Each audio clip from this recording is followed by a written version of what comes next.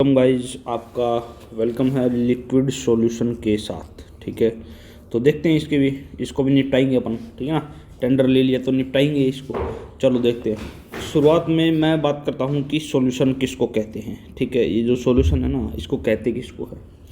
ये दो कंपोनेंट का एक सॉल्यूशन होता है, बाइनरी सॉल्यूशन होता है जिसको। ठीक है, बाइनरी सॉल्यूशन जिसको बोलते हैं, जिसमें दो कंपोनेंट होते हैं। दो कंपोनेंट, दो बोला ना, बाइनरी मतलब दो दो या दो से ज़्यादा कंपोनेंट को भी सॉल्यूशन बोलते हैं, लेकिन जनरली दो होता है। जिसमें जैसे कि अपने पास कोई चीनी है ना, ये चीनी पड़ी हुई है भाई। ठीक है, इसके अंदर बाहर से हमने पानी डाल दिया।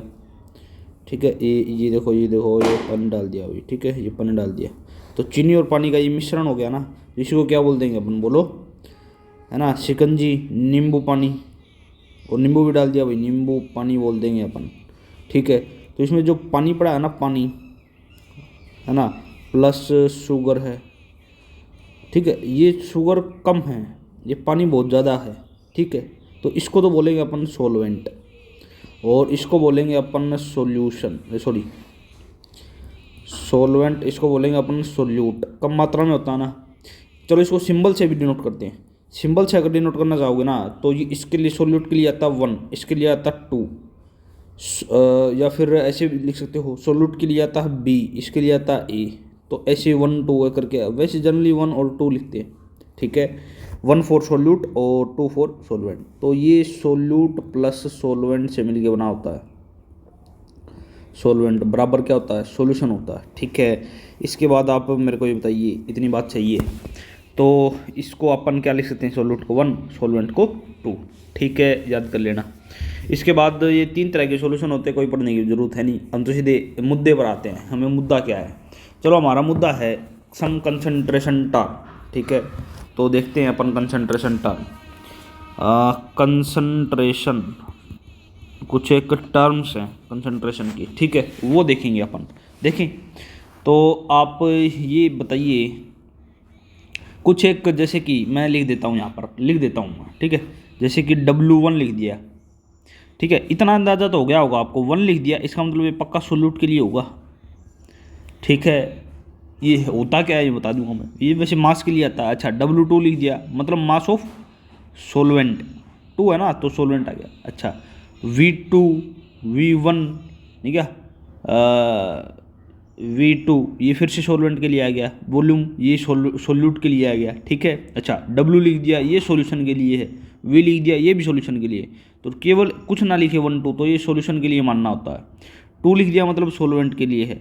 1 लिख दिया मतलब सोल्यूट के लिए है। ठीक है, तो ये बेसिक टर्म थी, यह अंदाज़ा होना चाहिए, मैंने आपको बता दिया भाई। ठीक है, इसके बाद नेक्स्ट वन आ जाओ आप। क्या करते हैं अपन लोग, देखो अपन को कुछ टर्म पढ़नी है। कुछ ये टर्म है ना, दो तरह की हो सकती है, या तो वो टेम्परेचर डिपेंडेंट होगी या फिर टेम्परेचर इंडिपेंडेंट होगी। या तो टेम्परेचर इंडिपेंडेंट या फिर टेम्परेचर पर डिपेंड करेगी, डिपेंडेंट। ठीक है, हाँ, इसमें ये और बताता हूँ आपको कि ये जो नोट्स है ना, नोट्स आपको कहाँ मिल जाएंगे मेरे को बताओ। डिस्क्रिप्शन में मिल जाएंगे। डिस्क्रिप्शन में चेक कर लेना आप, वहाँ पर आपको मिल जाएंगे। ठीक है, अवेलेबल हो जाएंगे डिस्क्रिप्शन में। ये जो नोट्स है ना, आपको एज इट इज मिल जाएंगे। ठीक है, और PDF की फॉर्म में मिलेंगे भाई। ठीक है, PDF की फॉर्म में मिलेंगे। ठीक है, PDF की फॉर्म में। चलो भाई, इसके बाद क्या है, हाँ, कुछ एक टेम्परेचर डिपेंडेंट होती है, कुछ एक टेम्परेचर इंडिपेंडेंट होती है। ठीक है, अब देखो टेम्परेचर डिपेंडेंट कौन सी होती है, परसेंट वॉल्यूम बाय वॉल्यूम। ठीक है, sorry, percent volume by volume है ना, percent mass by volume, capital M, molarity, normality, formality. ठीक है, ये सारी टेम्परेचर डिपेंडेंट होती है। टेम्परेचर इंडिपेंडेंट कौन सी है, परसेंट W/W, PPM। ठीक है, PPM पता हुआ, पार्ट्स पर मिलियन। PPB पार्ट्स पर बिलियन, है ना। मोल फ्रैक्शन इसको बोलते हैं अपन, मोल फ्रैक्शन यही होता है। Small m molarity. ठीक है, लिख देता हूँ मैं, कैपिटल M और स्मॉल m। ये तो है मोललिटी, मोललिटी है ये। ठीक है, और ये है मोलरिटी। ठीक है, ये नॉर्मलिटी, ये फॉर्मेलिटी और तो सबको आपको पता ही है। तो मेरे ख्याल से यहाँ से क्वेश्चन भी आ लिया एक, ठीक है, वो क्वेश्चन भी अपन देख लेंगे भी कौन सा इंडिपेंडेंट है कौन सा डिपेंडेंट है। तो कौन कौन सा टेम्परेचर डिपेंडेंट है आप याद कर लीजिए, कौन कौन सा इंडिपेंडेंट है वो भी आप याद कर लीजिए, ठीक है। ठीक है, तो ये देख लेना आप, टेम्परेचर डिपेंडेंट कौन सी है, टेम्परेचर इंडिपेंडेंट कौन सी है। अब इसी में तो ना एक ही सवाल भी आ लिया इसमें से, क्या आ लिया देखो ज़रा भाई, इनमें से कौन सी टेम्परेचर डिपेंडेंट है कौन सी इंडिपेंडेंट है। देखो ये 2017 के अंदर ये क्वेश्चन आया था, है ना, 2017 के अंदर AIPMT उसके अंदर ये आ गया था। तो टेम्परेचर डिपेंड पूछिए, डिपेंडेंट ऑन टेम्परेचर। मोलरिटी है नहीं है भाई, इंडिपेंडेंट है। मोलरिटी है, मोल फ्रैक्शन नहीं है, वेट परसेंटेज नहीं है, तो कौन सा आ जाएगा इसका, मोलरिटी। अभी मोलरिटी तो है ना, ये कैपिटल M ये है, लेकिन ये सारे नहीं हैं, बता सकते हो इजीली। चलो इसके बाद नेक्स्ट अपन सारी की सारी कंसंट्रेशन टर्म पढ़ लेते हैं, ठीक है। तो इसका चार्ट सा बनेगा, वो चार्ट भी बना लेंगे अपन, ठीक है। तो यहाँ से चार्ट बनाना मैं शुरू कर देता हूँ। अलग से पेन ले लेता हूँ मैं यहाँ, ठीक है। देखिए आप, यहाँ तो लिख देता हूँ मैं कंसंट्रेशन टर्म, ठीक है। यहाँ लिख देता हूँ मैं फॉर्मूला, और इसका मतलब ये, ठीक है। तो यहाँ लिख देता हूँ मैं कंसंट्रेशन टर्म, यहाँ मैं फॉर्मूला लिख देता हूँ, और यहाँ इसका मीनिंग, भाई इसका मीनिंग क्या है, ठीक है ना। अगर लिक्विड सॉल्यूशन के अंदर आपको मीनिंग पढ़ना आ गया ना, इसका मीनिंग क्या है, तो आप मार नहीं खाओगे। जैसे कि फर्स्ट है अपने पास परसेंट बाई मास, ठीक है, जिसको अपन क्या बोलते हैं, W/W, ठीक है ना। क्या मतलब होता है इसका, परसेंट W/W। इसका फॉर्मूला होता है अपने पास percent W/W is equal to W1, मतलब सोल्यूट का मास, अपॉन W2 नहीं, केवल W मतलब सॉल्यूशन का, इंटू 100, ठीक है। तो इसको पढ़ोगे कैसे, मास of solute in 100 gram solution. क्या होगा ये, मास of solute in 100 gram solution, ठीक है। यही तो बताया हमने कि मास ऑफ सोल्यूट W1, ठीक है, मास ऑफ सोल्यूट इन इतना ग्राम सॉल्यूशन, ठीक है। ये सॉल्यूशन ही तो है W, ये बता देना। चलो इसके बाद आप मेरे को ये बताओ एग्जाम्पल ले लेता हूँ मैं यहाँ पर।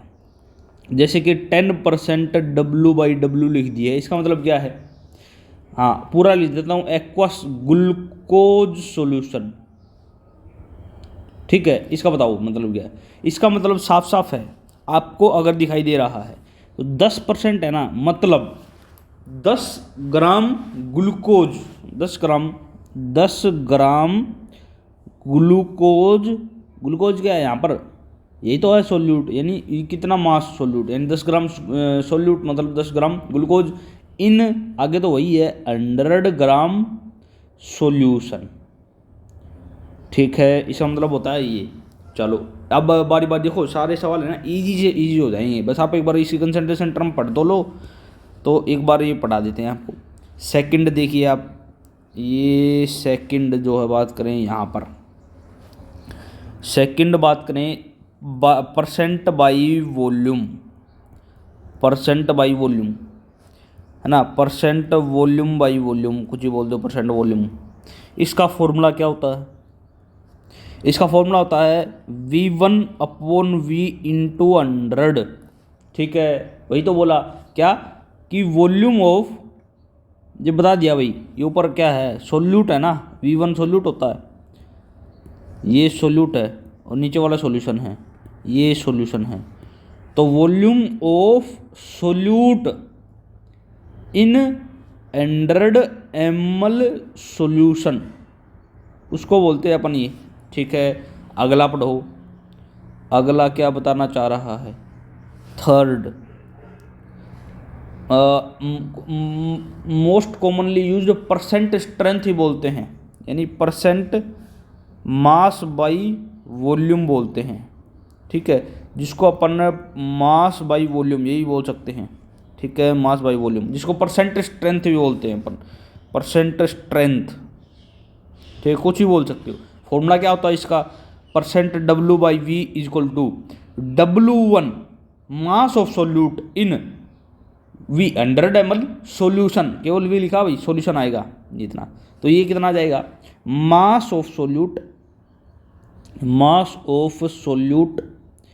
इन 100 ml सोल्यूशन। ठीक है भाई, ये बता देना आप 100 ml सोल्यूशन। नेक्स्ट टर्म आप मेरे को बताइए, नेक्स्ट आप मेरे को बताइए कौन सी है, ठीक है ना, तो ये थर्ड हो गया। इसके बाद फोर्थ, ppm स्ट्रेंथ।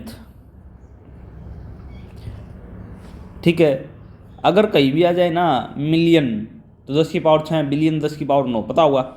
इसका फॉर्मूला होता है ppm का, पार्ट्स पर मिलियन का, W1 यानी मास ऑफ 1 मतलब सोल्यूट।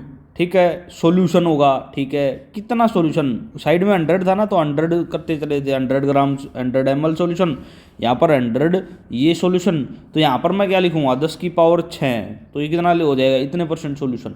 ठीक है, तो ये हो जाएगा मास ऑफ सोल्यूट इन 10 की पावर 6 ग्राम सॉल्यूशन। ठीक है, ऐसे मिलियन बोलते हैं ना, मिलियन उसके लिए आता 10 की पावर 6, बिलियन बोलेंगे ना बिलियन, उसके लिए आएगा 10 की पावर 9। ठीक है भाई, ये बता देना आप फोर्थ।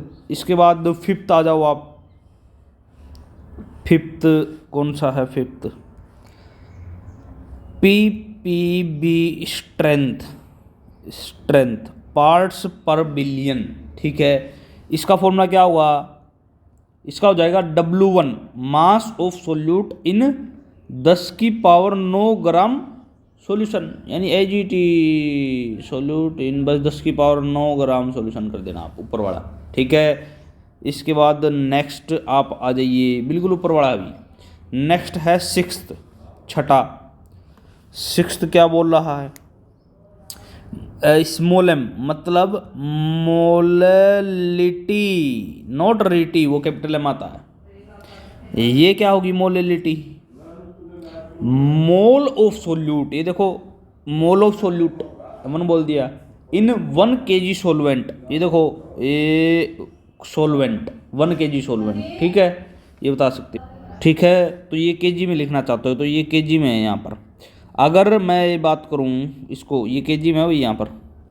ठीक है, अगर ग्राम में लिखना चाहते हो तो N1/W2 इंटू 1000 करना पड़ेगा, ये ग्राम में हो जाएगा। अगर आप ध्यान देना भाई, अगर आप ये लिखना चाहते हो ग्राम में तो ये ग्राम हो जाएगा, सुनिए ये किलोग्राम में है ना, किलोग्राम में लिखना चाहते हो तो ये फॉर्मूला, और 1000 से गुणा कर दोगे तो ग्राम में लिख दो भाई, ये हो जाएगा। ठीक है, इसको अपन ऐसे भी बता सकते हो, है ना। इसके बाद एक फॉर्मूला और बन सकता है यहीं का, क्या भाई, मोल होता ना मोल, अगर मास गिवन है, ठीक है, जैसे कि मोल है मोल, ठीक है, वो कैसे आएगा भाई, मास गिवन है उसको उसके मोलिकुलर वेट से डिवाइड कर दो तो आ जाएगा ना, निकालते थे अपन। तो N1 मोल है तो मास इसी का ले लो, तो इसी का मोलर मास ले लो ना, ये निकाल सकते हो। तो अपना ये फॉर्मूला क्या बन जाएगा मेरे को बताओ आप, क्या बन जाएगा, M = W1/M1W2 इंटू 1000। ठीक है, तो ये फॉर्मूला बन जाएगा आपका।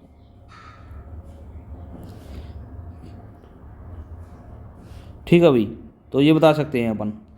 तो इसको पढ़ोगे कैसे, इसको साफ साफ आपको ये पढ़ना है, मोल्स ऑफ सोल्यूट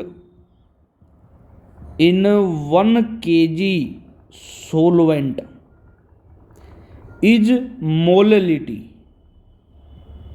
ठीक है भाई, यानी 1 kg सोलवेंट के अंदर क्या होता है, मोल्स कितने हैं, यही तो है 1 kg सोलवेंट, 2 आ गया सोलवेंट, और ये 1 सोल्यूट के लिए मोललिटी है। इसको अपन एग्जाम्पल के साथ समझते हैं, बढ़िया तरीके से आपको समझ में आएगा। एग्जाम्पल ले लेता हूँ, जैसे मैंने लिख दिया 0.1 m aqueous urea solution.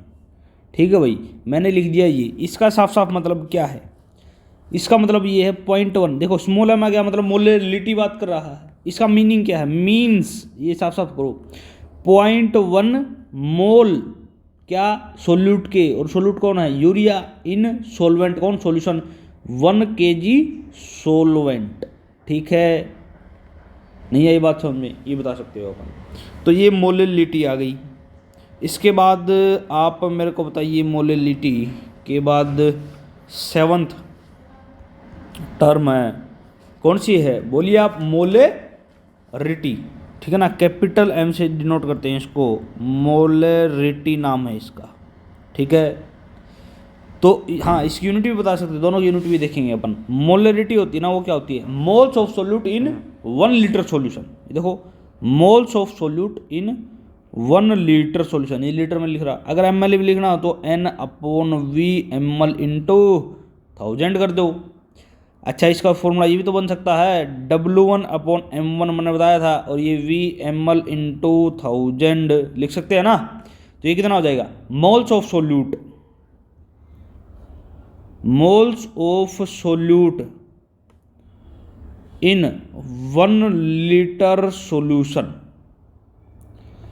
1 litre solution के अंदर कितना होगा ये, ठीक है। तो बता सकते हो ना इजीली, तो ये आप बता सकते हैं। चलो इसकी यूनिट भी बता दीजिए, यूनिट क्या होगी। देखो, यूनिट इन दोनों की डिस्कस कर लेते हैं, कंपेरेटिवली डिस्कस करेंगे अपन, ठीक है।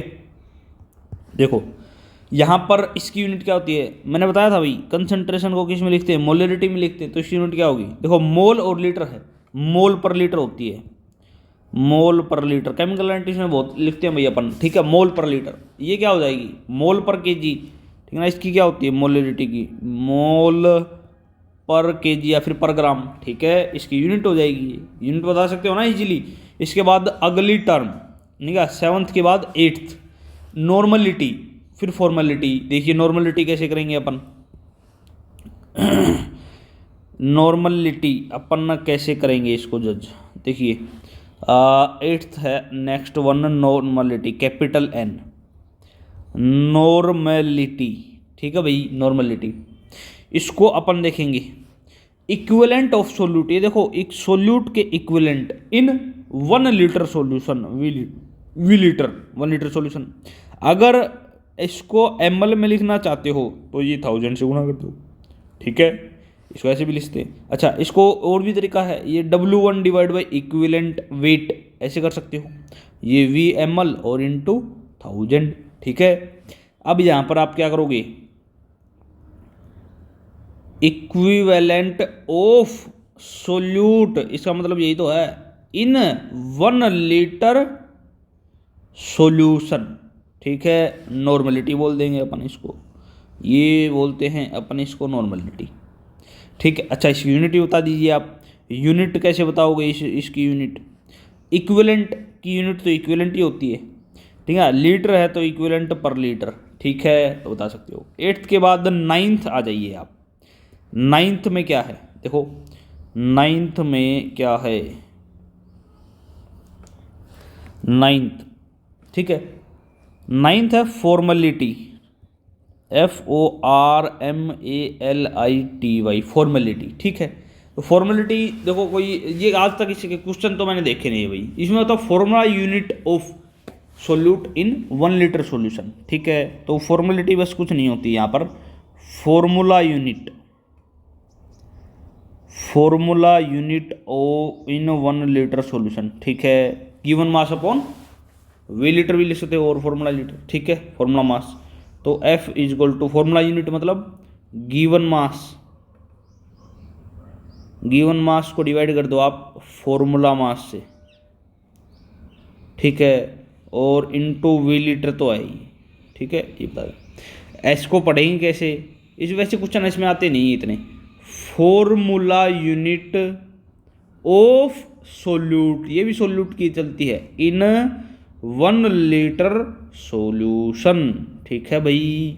इसके बाद 10th आ जाइए आप, ठीक है। 10th है कौन सा, 10th है मोल फ्रैक्शन, मोल फ्रैक्शन जिसको अपन बोलते हैं एक्स, मोल फ्रैक्शन बोलते हैं इसको, ठीक है, एक्स बोलते हैं इसको।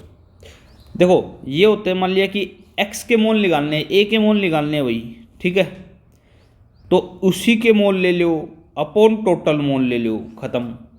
और कभी भी है ना, किसी के मोल होते हैं वो 0 से ज़्यादा होते हैं, 1 से कम होते हैं, यानी सभी के इनके मोल का जो सम होता है ना, ऐसे वो होता है 1, ठीक है, ये बता देना आप। जैसे कि इसको पढ़ेंगे कैसे, अपन पढ़ते हैं moles of solute, mole of solute, ठीक है, इन 1 मोल सॉल्यूशन। जैसे कि ये सोल्यूट लिखना चाहते हो ना, तो सोल्यूट लिख लो भाई, कोई बात नहीं है। इन 1, जैसे कि एग्जाम्पल के साथ मैं आपको समझाऊंगा भाई। देखो एग्जाम्पल ले लेता हूँ मैं, इसका मतलब क्या है, जैसे कि मैंने बोल दिया एक्स ग्लूकोज, ठीक है, एक्स मतलब मोल फ्रैक्शन ग्लूकोज का, यह 0.2 इन इट्स एक्वस सॉल्यूशन, ठीक है भाई। इसका मतलब क्या है, मीन्स इसका मतलब है 0.2 मोल किसके, ग्लूकोज के, ठीक है, ये ग्लूकोज है ना, इसे ग्लूकोज के, इन 1 मोल, टोटल तो यही होता भाई, टोटल सॉल्यूशन 1 मोल सॉल्यूशन बोल सकते हैं अपन भाई, टोटल तो 1 मोल ही है, तो ये इसको बता सकते हैं अपन। इसके बाद लास्ट सेकंड है, ये क्या बताना चाह रहा है भाई, देखो कौन सी है, 11th, ठीक है ना, 11th property, concentration term 11th, इसको बोलते हैं अपन P, partial pressure, partial pressure, ठीक है। देखो क्या होता है, पार्शियल प्रेशर कुछ नहीं होता, total pressure into mole fraction, A का निकालना ना पार्शियल प्रेशर, तो ए का मोल फ्रैक्शन और इनटू में टोटल प्रेशर, देख लो पी टोटल, ये होता है, ठीक है। बोलो, तो fraction of pressure in a gas mixture belonging to this, तो ये इसे लिखने की जरूरत भी नहीं है, बस आप ये बता सकते हो आप। इसके बाद 12th है लास्ट में, volume strength of H2O2 solution, ये हाइड्रोजन जो आपका चैप्टर होता है ना 12th के अंदर, वहाँ भी आता है, ठीक है ना, लेकिन हम यही बता देते हैं क्या, volume strength of H2O2 solution, जिसको वी भी बोला जाता है, ठीक है। तो ये थोड़ा सा इंपॉर्टेंट है, ये वहाँ भी है इसलिए हमने यहाँ भी पढ़ा दिया, ठीक है। इसका देखो क्या मतलब है, इसका फॉर्मूला क्या होता है, वॉल्यूम स्ट्रेंथ बराबर 11.2 को m मोलरिटी से गुणा कर दो आप, ठीक है, ये वॉल्यूम स्ट्रेंथ आपका आ जाएगा, ठीक है भाई। जैसे कि मैं आपको बताना चाहूँ एक्स VH2O2 सॉल्यूशन, इसका मतलब क्या है, इसका मतलब क्या है आप मेरे को बताइए, इसका मतलब क्या है, इसका मतलब है मीन्स, देखो H2O2 है ना, मतलब 1 ml H2O2 सॉल्यूशन, ठीक है, वो देता है x ml O2 gas at STP during thermal decomposition, during thermal decomposition, ठीक है, ये देता है। इसका मतलब साफ साफ यही है, आपको ये पढ़ना है भाई, x ये इतना दे दिया तो कुछ नहीं है, मतलब 1 ml H2O2 सॉल्यूशन, मतलब ऐसे है भाई, ये है अपने पास H2O2 सॉल्यूशन, ठीक है, ये 1 ml है, 1 ml H2O2 सॉल्यूशन है। अगर इसको, इस सॉल्यूशन को, H2O2 सॉल्यूशन को, ये लिक्विड है, इसको गर्म करेंगे ना थर्मल डिकम्पोजिशन पर, तो ये जो है पानी तो देगा ही देगा और ऑक्सीजन गैस भी देगा, ठीक है। तो ये कितनी देगा, ये जो है बात करें कितनी देता है, x ml देता है, ठीक है। तो ये x ही तो लिख रखा है, तो इसको ऐसे पढ़ते हैं अपन, नहीं है ये बात समझ में, ठीक है। वैसे फॉर्मूला भी बता सकते हैं अपन कैसे कैसे कैसे आया ये फॉर्मूला, लेकिन इसका कोई मतलब सेंस नहीं निकलेगा, ठीक है, मैंने बता दिया, आप बता देना।